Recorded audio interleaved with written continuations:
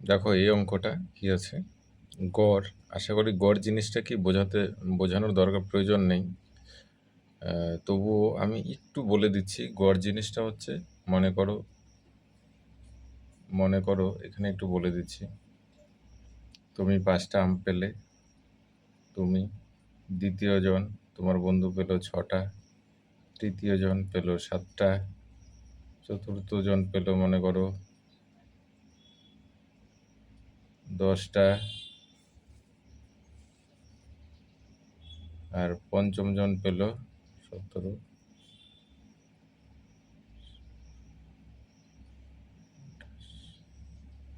মনে করো 2টা। আম কুড়াতে গিয়েছো, তুমি পেয়েছো 5টা, তোমার বন্ধু দ্বিতীয় বন্ধু পেলো 6টা, তৃতীয় বন্ধু পেলো 7টা, চতুর্থ বন্ধু পেলো 10টা, পঞ্চম বন্ধু পেলো 2টো। তো তোমরা লোক কজন গিয়েছো আম কুড়াতে? 1 2 3 4 5 লোক হচ্ছে, লোক সমান সমান হচ্ছে 5 জন। আর আম কতগুলো পেয়েছো? 5 যোগ 7 যোগ 10 যোগ 2, তাহলে টোটাল আম কত? 6 5 11, 11 আর 7, 6 5 11, 11 আর 7 হচ্ছে 18, 18 10 28, 28 আর 2 30, তাই তো? এতগুলো আম ছিল, এতটি। এবার তোমাদের মধ্যে কন্ডিশন ছিল যে তোমরা যে যতগুলোই আম পাও সব আমরা গড়ে ভাগ করে নেব, গড়ে ভাগ করে নেব, তার মানে সবাই আমরা সমান ভাগে ভাগ করে নেব। তাহলে এবার সমান ভাগে ভাগ করতে গেলে কি হবে? তোমরা লোক হচ্ছে টোটাল 5 জন, আম টোটাল পেলা 30টি, তাহলে একজনের গড়ে কত পড়বে? অর্থাৎ একজনের ভাগে গড় সমান সমান 30টা ডিভাইডেড বাই 5 জন, তাহলে কত হচ্ছে? 6 সমান সমান 6টি। এমনি হিসাব করে দেখো যে তোমরা যদি 5 জন মিলে 30টা আম কুড়িয়ে পাও, তাহলে একজনের ভাগে, একজনের গড়ে, প্রতি গড়ে একজনের ভাগে কটা করে পড়বে? 6টা করে পড়বে। এটাই হচ্ছে গড়। গড় হচ্ছে, এটা হচ্ছে জিনিসটা, ঠিক আছে? তাহলে গড় জিনিসটা হালকা করে বোঝা গেল। গড় জিনিসটা কি? সমান ভাগে ভাগ করে দেওয়া, একজনের ভাগে কতটুকু পড়বে, এটা হচ্ছে গড়। তো এইবার হচ্ছে আমরা অঙ্কটার দিকে যাই। অঙ্কটায় প্রথমে আমরা অঙ্কটা এমনিভাবে করছি, তারপরে আমরা শর্টকাটটা দেখে নেব। তো দেখো, কোনো শ্রেণীতে, তোমার চিন্তা ভাবনাটা নিয়ে চলে যাও একটা শ্রেণীকক্ষে, অর্থাৎ কোনো একটা ক্লাসরুমে। তোমাদের শ্রেণীতে 40 জন ছাত্রের গড় বয়স 12, অর্থাৎ ছাত্র সংখ্যা কত? ছাত্র ছাত্র সংখ্যা কত? 40 জন। এতজন ছাত্র আছে, মনে মনে চিন্তা করো, 40 জন ছাত্র আছে তোমাদের সেকশনে। এবার গড় বয়স হচ্ছে 12, গড় গড় হচ্ছে 12 বছর করে। তার মানেটা কি? 40 জন ছাত্রের গড় বয়স 12, মানে এক একজনের 12 বছর করে গড়ে পড়েছে। তাহলে এখানে টোটাল কত বছর আছে সব মিলিয়ে? 40 জন ছাত্রের টোটাল বয়স কত? 40 জন ছাত্রের মোট বয়স কত? একজনের গড় হচ্ছে 12 বছর, ছাত্র হচ্ছে 40 জন, তাহলে সবার বয়সগুলো যোগফল কত হবে? অর্থাৎ 40 গুণন 12 সমান সমান 4 বরং 48, 4 বরং 48, 480 বছর। অর্থাৎ সবার বয়সগুলো যদি আমরা যোগ করি তাহলে 480 বছর হবে, ঠিক আছে? ছাত্র 40 জন, গড় হচ্ছে 12, তো গড় দিয়ে যখন এটাকে আমরা গুণন করব ছাত্র সংখ্যাকে, তখন মোট বয়সটা সবসময় বের হয়ে যায়। আমের ক্ষেত্রে গড় হচ্ছে এখানে 6, গড় হচ্ছে কত? এখানে হচ্ছে 6, আর হচ্ছে লোক সংখ্যা কত? 5, তাহলে 5-এর সঙ্গে 6 গুণন করলে মোট কতগুলো আম ছিল বেরোলো না, তাই তো? 5 গুণন 6, 5 6 30, এই 30। তাহলে লোক সংখ্যার সঙ্গে গড়টা যদি গুণন করা হয়, লোক সংখ্যা বলো বা কোনো বস্তু বলো, ওর গড়ের সঙ্গে যদি গুণন করা হয় তাহলে মোট কত সেটা বের হয়ে যায়। তো এখানে 40 জন ছাত্র, গড় হচ্ছে 12 বছর বয়স, তাহলে মোট বয়স কত? 480 বছর, এটা বের হয়ে গেল। এখান থেকে পেয়ে গেলাম। যখন তাদের সঙ্গে একজন শিক্ষক যোগদান করে, তো এইবার দেখো তোমাদের ক্লাস সেকশনে 40 জন ছাত্র ছিল, যখন একজন শিক্ষক এসে তোমাদের ক্লাসে ঢুকবে, তাহলে তখন কতজন ছাত্র, মানে লোক সংখ্যা কতজন হবে, তখন তো ছাত্র হবে না, 40 জন ছাত্র হবে আর একজন শিক্ষক, তাহলে মোট কতজন হবে, তখন মোট হয় শিক্ষক যোগদান করলে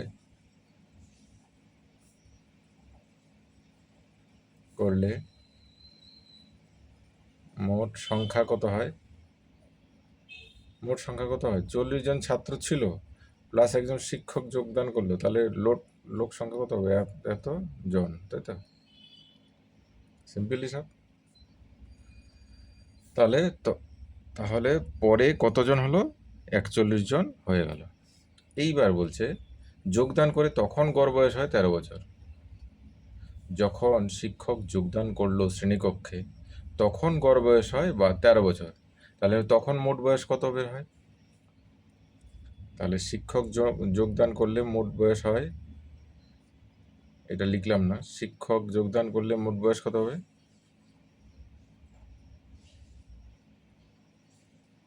মোট বয়স হয় কত, শিক্ষক, এটা হচ্ছে শিক্ষক যোগদান করার পর, ঠিক আছে, প্রথমে তো এতজন ছিল 40 জনের, এবার যখন শিক্ষক যোগদান করলো শ্রেণীকক্ষে তখন লোক সংখ্যা হতো কত, 41 জন, একজন বেড়ে গেছিল ইসের জন্য, মাস্টারমশাই অর্থাৎ শিক্ষকের জন্য, আর গড় বয়স হয় কত, 13 বছর, তাহলে গড় দিয়ে গুণন করতে হবে, তাহলে 13 আর 41 গুণন করলে কত হয়, 41, 13 গুণন করলে 3, 3 4 12, 41, 3, 3, 5, 533, তাই তো, এত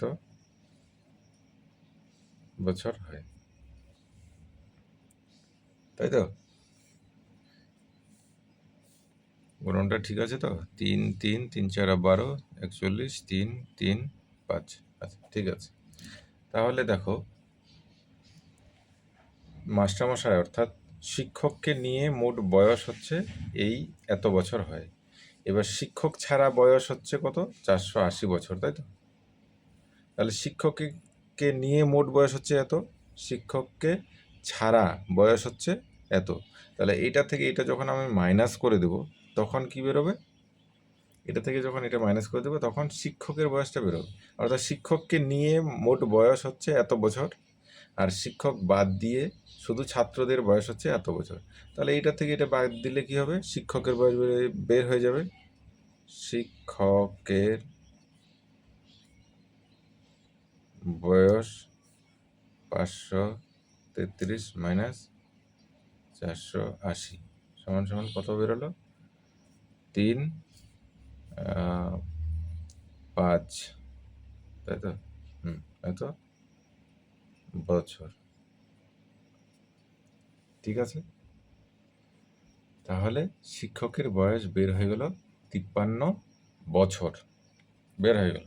তো আমরা কি করলাম, দুটো ক্ষেত্রেই আমরা মোট বয়সটা বের করলাম, 40 জন ছাত্রের মোট বয়স কত বের করে দিলাম, এবং শিক্ষক যখন যোগদান করলো তখন 40 জন তো ছিলই ছাত্র, একজন শিক্ষক যোগদান করলো তখন লোক সংখ্যা হবে 41 জন, আবার 41 জনের গড় বয়স হচ্ছে 13, তাহলে 41 জনের মোট বয়স কত, 41 গুণন 13, 553 বছর, এবার 553 বছর মানে হচ্ছে শিক্ষক মশাইকে নিয়ে টোটাল বয়স হচ্ছে 553, আর শিক্ষক মশাইকে ছাড়া হচ্ছে 480 বছর, তাহলে এটা থেকে এটা বিয়োগ দিয়ে দিলে শিক্ষক মশাইয়ের বয়সটা বের হয়ে গেল, এই 53 বছর বের হয়ে গেল,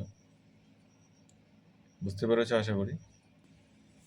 তো এবার দেখো আমরা একটা সূত্র আবিষ্কার করার চেষ্টা করছি, যে শর্টকাট যে নিয়মগুলো হয় কেমন করে হয় সেটা আমি বলছি। তো আমরা কি করলাম দেখো, 533 থেকে 480 বিয়োগ করলাম, এই 533টা আসলো থেকে, আসলো 41 গুণন 13 থেকে, তাই তো, এটা আসলো এটা থেকে, মাইনাস 480 আসলো থেকে, এটা আসলো 40 গুণন 12 থেকে, তাই তো, এবার এই 41টা আসলো থেকে, 41টা আসলো 40 যোগ 1 থেকে, 40 যোগ 1 থেকে গুণন 13 মাইনাস 40 গুণন 12, এবারে দেখো এটাকে কি করা যায়, 40 গুণন 13 দিয়ে গুণন করলে 40 গুণন 13 প্লাস 1 গুণন 13 মাইনাস 40 গুণন 12। এবার দেখো এবার কি হচ্ছে,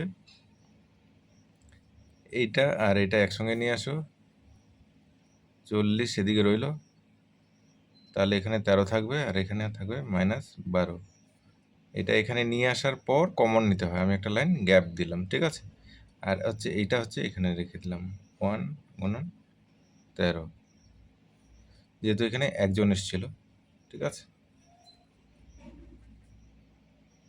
তাহলে কি হলো এখানে দেখো সূত্রটা কি হলো, সূত্রটা হলো এটা হচ্ছে 40 জন ছিল, তাই তো। প্রথমে কতজন ছিল, 40 জন ছাত্র ছিল, 40 জন ছাত্র ছিল। আর এটা হচ্ছে, এটা 13টা কি, 13টা হচ্ছে পরের গড়, আর এই 12টা হচ্ছে কি, 12টা হচ্ছে আগের বয়সের গড়, প্লাস প্লাস রয়ে গেল 1 কি একজন যুক্ত হয়েছিল, শিক্ষক একজন যুক্ত হয়েছিল, নতুন 2জন যুক্ত হলে তাহলে 2 হতো এখানে, নতুন যদি 5 জন যুক্ত হতো বা কোনো ক্লাস থেকে যদি মনে করো যে ওই অন্য সেকশন থেকে আরও 10 জন আসলো তাহলে এখানে 10 হতো, গুণন এই 13টা হচ্ছে কি, 13টা হচ্ছে পরের গড় বয়সটা, ঠিক আছে। তাহলে এই সূত্র দিয়ে, সরি কেটে গেল, এই সূত্র দিয়ে তোমরা কিন্তু এই অঙ্কগুলো সলভ করতে পারো, ঠিক আছে। তো সূত্রগুলো কেমন করে আসে, ঠিক এইভাবেই আসে।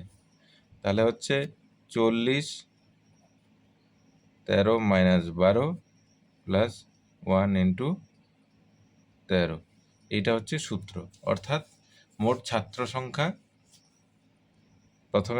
প্রথমের যে ছাত্র সংখ্যাটা আর হচ্ছে দুটো গড়ের বিয়োগফল যোগ যতজন লোক অ্যাড হলো, যুক্ত হলো, শিক্ষক বলো ছাত্র বলো যুক্ত হলো, গুণন পরের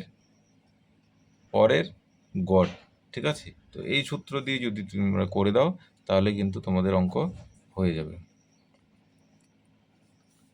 আশা করি বোঝাতে পারলাম।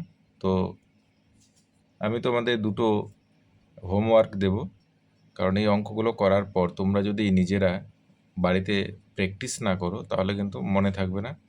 প্র্যাকটিস যখন করতে যাবে তখনই কিন্তু তোমাদের বিভিন্ন রকম প্রবলেম আসবে, প্রবলেমগুলো তখন তোমাদের বুঝতে সুবিধা হবে এবং সলভ করলে তখন কিন্তু অঙ্কের ভয়টা কেটে যাবে, নিয়মটা ঠিকঠাক তোমাদের মনে থাকবে। আর যদি হোমওয়ার্কগুলো না করো তাহলে কিন্তু মনে থাকবে না। আমি শুধু বলে দিলাম তখন কিন্তু কোনো কাজে আসবে না, জাস্ট আমি যখন বললাম তখন শুধু মনে থাকবে, তারপরে কিন্তু ভুলে যাবে। তো আমি তোমাদের দুটো হোমওয়ার্ক দিচ্ছি, তো এই দুটো তোমাদের বাড়ির জন্য হোমওয়ার্ক রইল, ঠিক আছে। এই দুটো তোমাদের হোমওয়ার্ক, এই দুটো অবশ্যই তোমরা প্র্যাকটিস করবে, ঠিক আছে। যে নিয়মটা দিলাম সেই নিয়মের মধ্যেই হবে। অর্থাৎ মোট লোক সংখ্যা প্রথমের ব্র্যাকেটের মধ্যে কি দুটোর গড়ের বিয়োগফল যোগ যতজন লোক ঢুকবে সেই সংখ্যাটা গুণন নতুন গড়, ঠিক আছে। ওইটা মাথায় রাখবে, ওইটা যদি মাথায় রাখো তাহলে এইসব অঙ্ক যে মানে অল্প সময়েই, জাস্ট কয়েক সেকেন্ডের মধ্যেই তোমাদের রেজাল্ট চলে আসবে, ঠিক আছে। তো ঠিক আছে, বাড়িতে অবশ্যই হোমওয়ার্কগুলো প্র্যাকটিস করো নিজে এবং বন্ধুদের সঙ্গে, সম্ভব হলে বন্ধুদের সঙ্গে একসঙ্গে সলভ করো। তো ভালো থেকো, নেক্সট আরেকটা ভিডিও নিয়ে তোমাদের সঙ্গে কথা হবে। কোনো সমস্যা হলে অবশ্যই কমেন্টে জানাবে। চ্যানেলটায় নতুন হলে অবশ্যই সাবস্ক্রাইব করো এবং বেল আইকনটি প্রেস করে রাখো, তা প্রত্যেকটা ভিডিওর নোটিফিকেশন তুমি সঙ্গে সঙ্গে পেয়ে যাবে।